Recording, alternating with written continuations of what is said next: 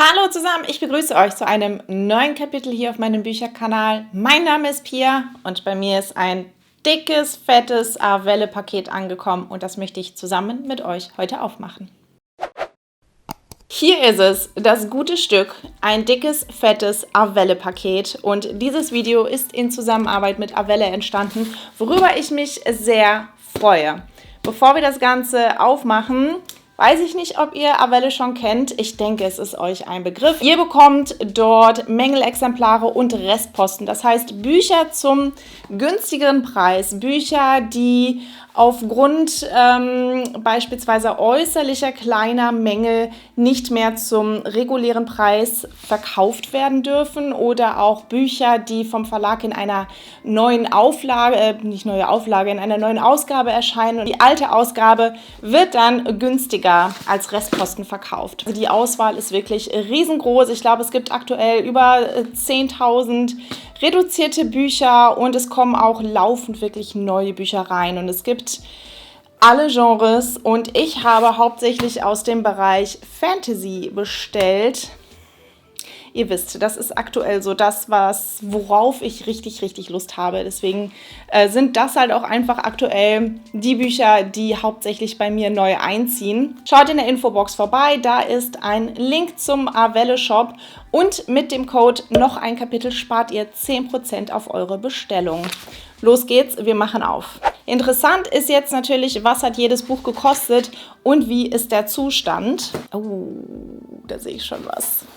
Ja, ich habe gerade aufgemacht und wir fangen mal an. Okay, wow. Her Wish So Dark, das Reich der Schatten von Jennifer Benkau, erschienen bei Ravensburger. Und jetzt schaut euch mal dieses fantastische Cover an. Mega schön. Und ja, unten ist der Mängelexemplarstempel und sonst sind hier wirklich nur ja, so dieses typische, ich weiß nicht, ob man es sehen kann. Hier an der Unterseite ist hier so eine, ja, wie sowas eingestanztes. Wahrscheinlich irgendwie irgendwo blöd drauf gestanden oder so, das Buch. Und sonst sieht das tippitoppi aus, muss ich mal sagen. In dieser Welt werden Wünsche wahr und nichts könnte schlimmer sein. Tatsächlich ein Buch, das bisher noch mir gar nicht so präsent war. Also, es geht hier um Leah, denke ich, spricht man den Namen aus.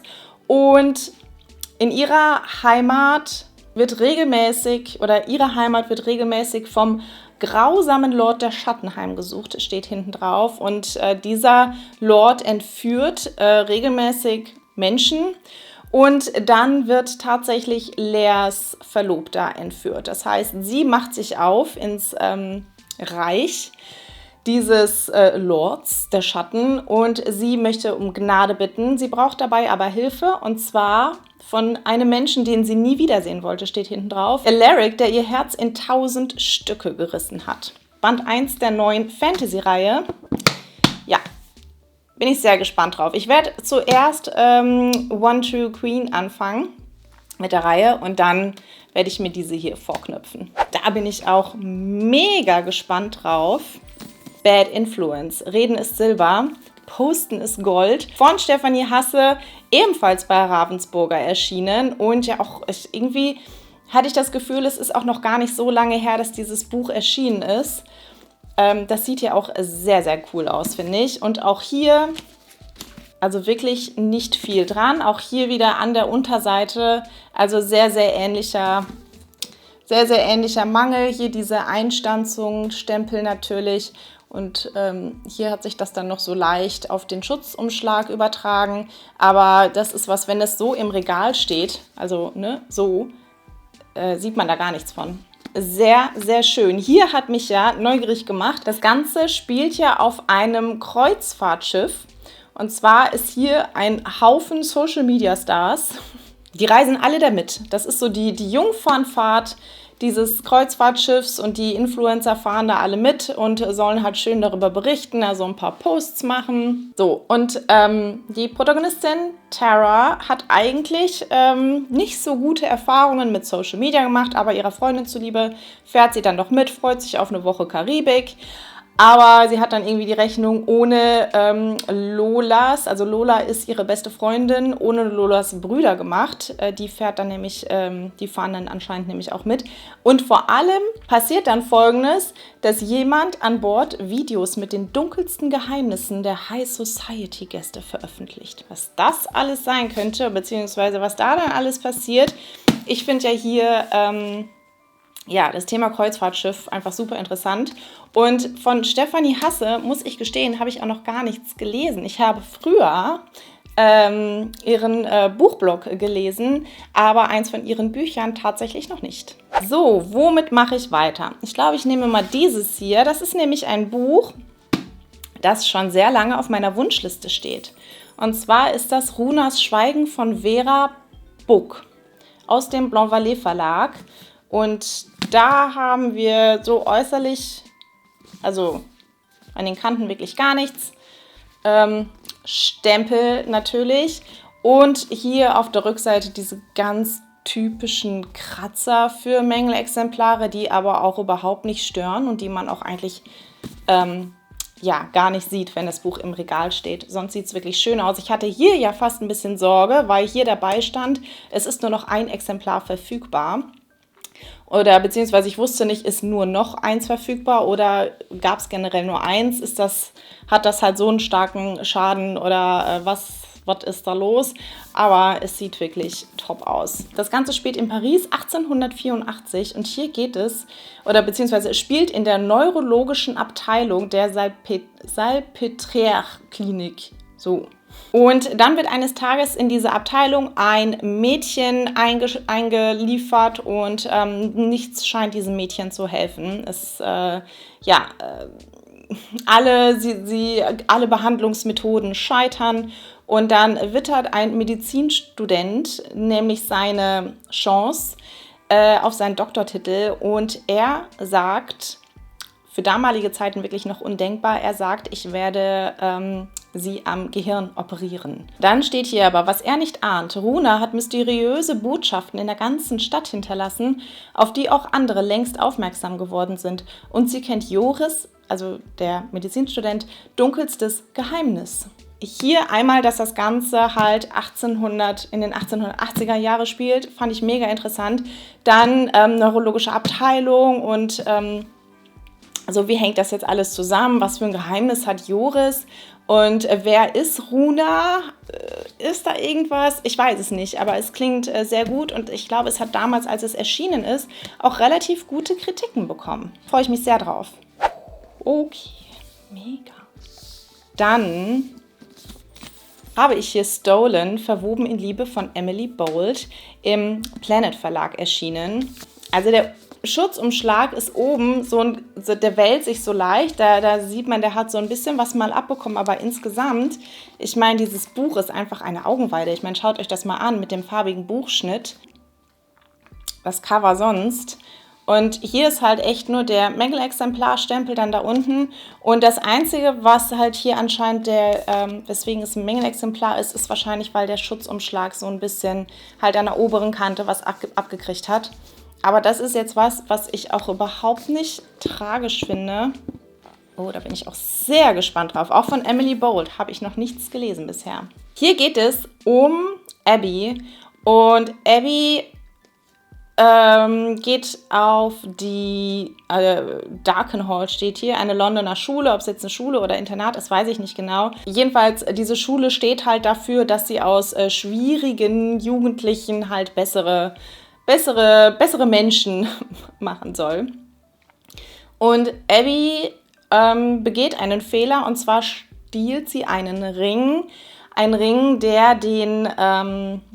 Bastian steht hier.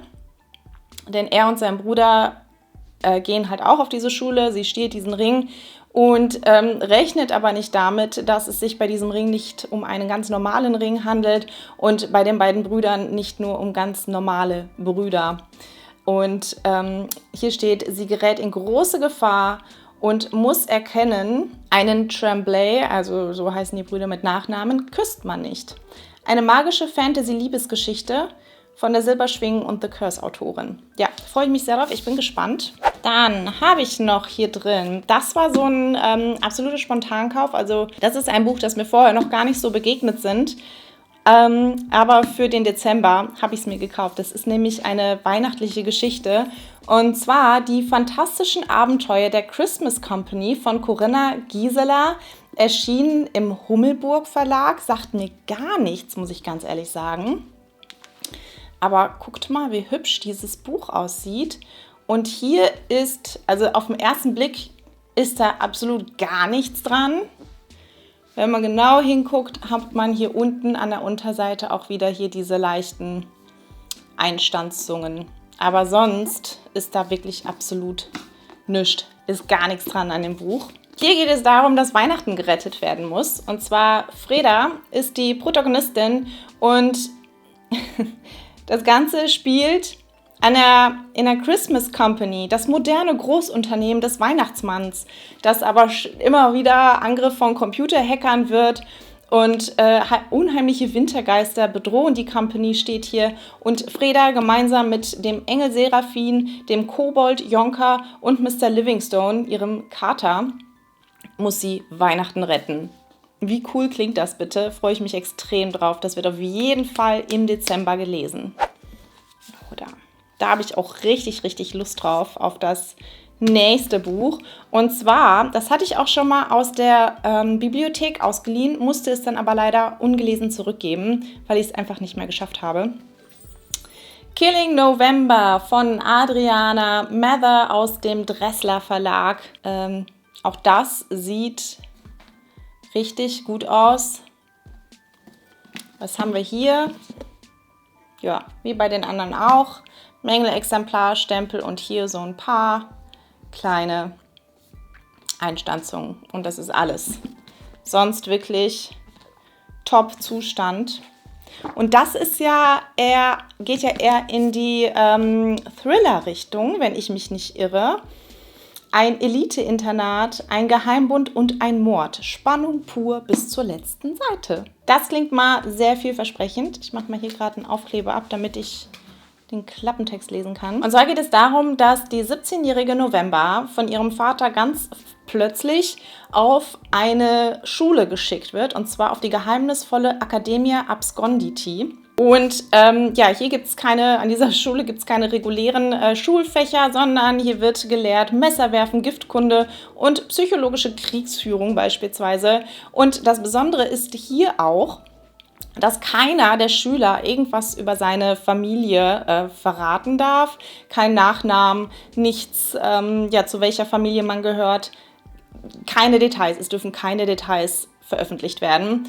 Und dann passiert Folgendes: Ein Mitschüler von November wird tot aufgefunden, ermordet.